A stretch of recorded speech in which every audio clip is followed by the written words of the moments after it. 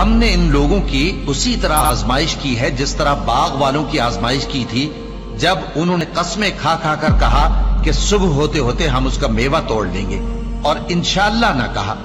सो वो अभी सो ही रहे थे कि तुम्हारे परवरदिगार की तरफ से रातों रात उस पर एक आफत फिर गई, तो वो ऐसा हो गया जैसे कटी हुई खेती।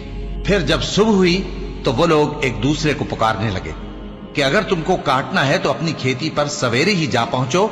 सो वो चल पड़े और आपस में चुपके चुपके कहते जाते थे कि आज वहां तुम्हारे पास कोई फकीर ना आने पाए, और कोशिश के साथ सवेरे ही जा पहुंचे, गोया पैदावार पर कादिर हैं।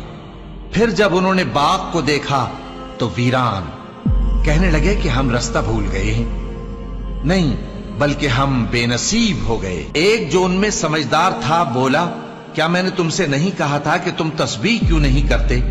दूसरे कहने लगे कि हमारा परवरदिगार पाक है, बेशक हम ही कसूरवार थे। फिर लगे एक दूसरे की तरफ रुख करके मलामत करने, कहने लगे हाय शामत, हम ही हद से बढ़ गए थे। उम्मीद है कि हमारा परवरदिगार इसके बदले में हमें इससे बेहतर बाग इनायत करे। हम अपने परवरदिगार की तरफ रुजू करते हैं। देखो, अजाब यूं होता है और आखिरत का अजाब सबसे बढ़कर होगा। काश ये लोग जानते होते।